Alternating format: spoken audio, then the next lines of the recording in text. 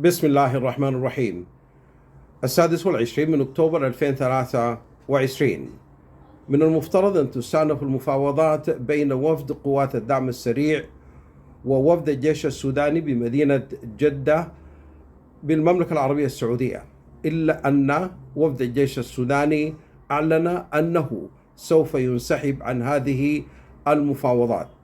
السبب أن هناك انتصارا كبيرا تحقق على أيدي قوات الدعم السريع بقيادة القائد الثاني الفريق عبد الرحيم دقلو، وتم الاستيلاء كاملا على اللواء 16 وعلى القيادة العامة بمدينة هذا انتصار كبير جدا. السؤال الذي